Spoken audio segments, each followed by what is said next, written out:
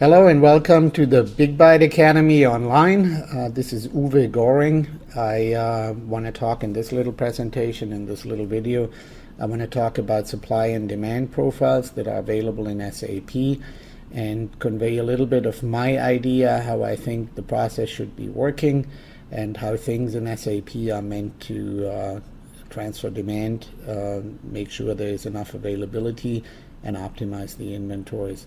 This is a basic course. I hope you enjoy it, and more than happy to receive any feedback from you. Please contact me with any questions you might have at uwe@bigbytesoftware.com. That's UWE at BIGBYTE software.com.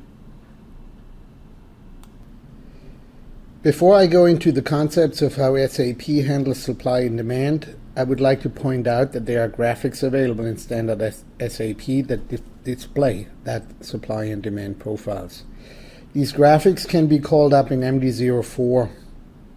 Once in MD04, you can call up the graphic by clicking on the menu item list in the upper left-hand corner and then click on graphic.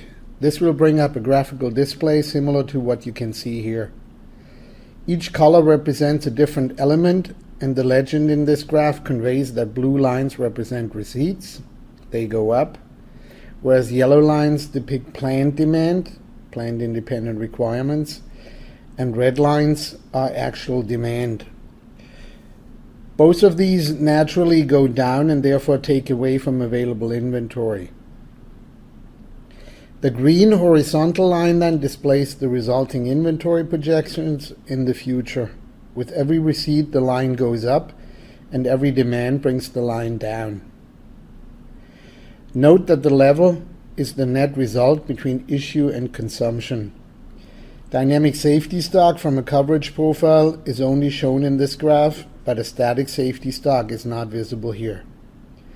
What's of importance to know is that if the basic data settings call for a consumption of forecast, then the red and yellow lines consume each other and bring the green line down accordingly.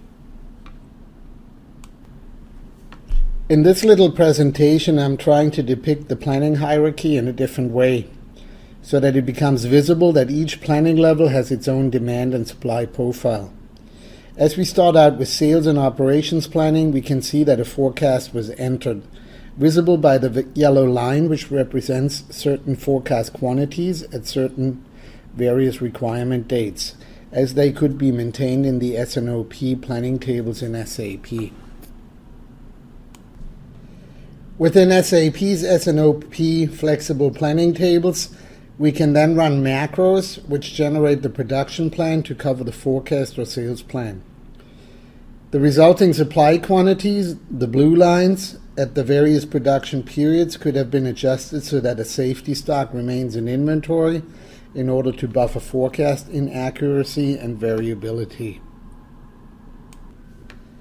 However, note that the macros which generate the required production quantities for each period did not consider if there is enough resources available in each period.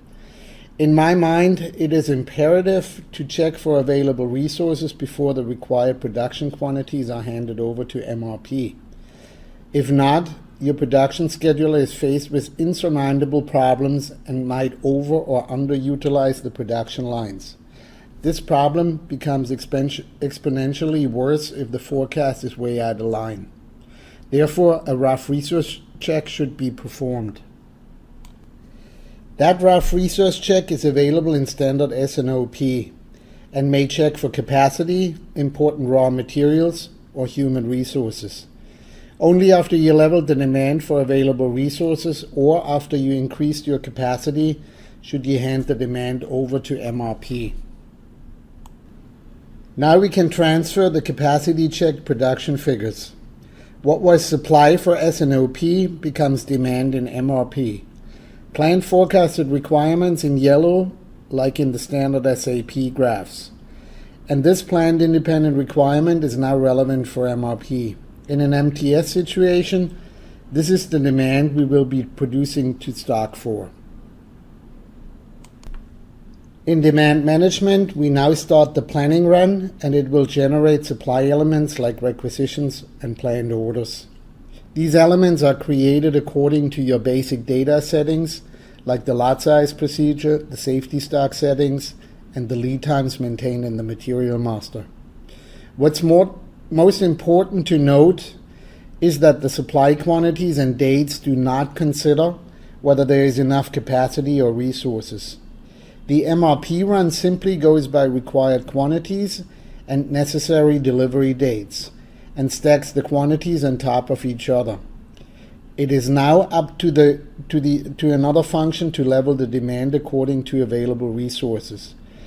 But before we talk about that function, finite capacity planning, let's talk about external versus internal procurement. After the planning run is done, MRP now pours the planned orders from manufacturing to the scheduling department and the externally to be procured requisitions to the purchasing department. At this point, all there is requested from purchasing is the direct demand for the long run, so that purchasing can plan for long lead time items. However, short or middle term demand should not be procured based on this demand.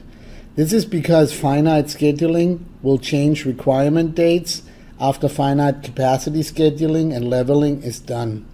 And you do not want deliveries of raw materials to dates that are not real, because otherwise you will have excess inventory or a lack of material availability. So first comes finite capacity leveling. Here we can take the minimum lot sizes and level the planned orders under the available capacity in the mid and short term. Capacity scheduling then sets start and delivery dates, and the system is able to project future inventory holdings as we move along the timeline.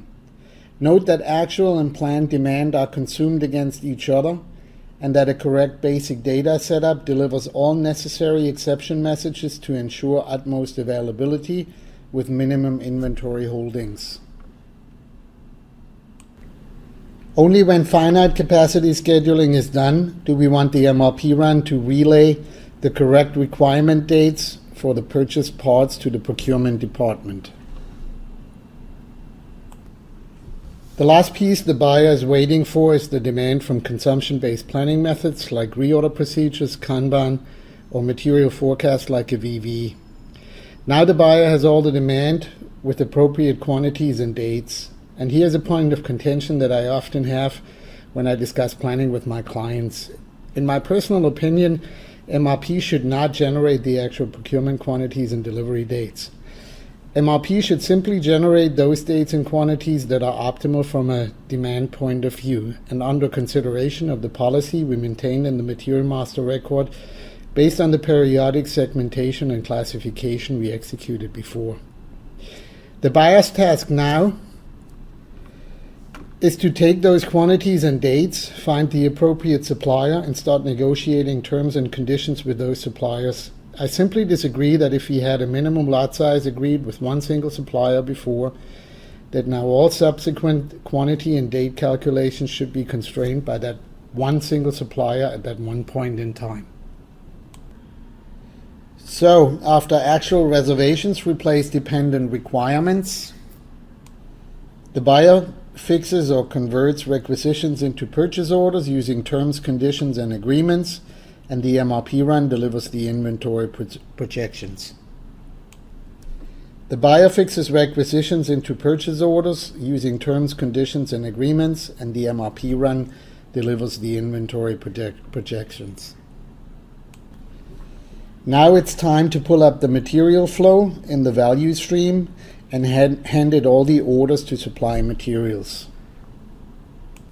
All purchase orders are fixed and sent out to the vendor so that there is inventory and confirmed receipts of raw materials and purchase parts. But before we get production to run the lines, we want to make sure that the plan can still be executed. There is variability in the procurement process as well, and sometimes suppliers deliver later or only partial quantities. If we execute the production plan without an availability check, we risk that we open orders or release orders that can be started.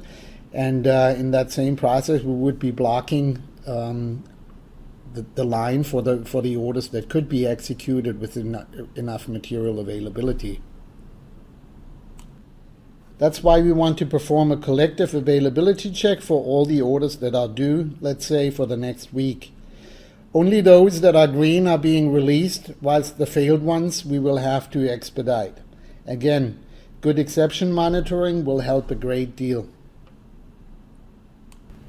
After the availability check is done, it's now time to release the production schedule for next week to the line. You may do this electronically or with papers. If it were for me, I would still leave it up to the people on the shop floor to change the sequence and execution to the best of their knowledge. They are down in the trenches and may be better positioned to buffer variability. What's important is that they report back actuals into SAP so that the planners can optimize at all times and for the future. Here's the entire process again as an overview. If you have any questions, feel free to contact me at any time. Thank you very much for listening in.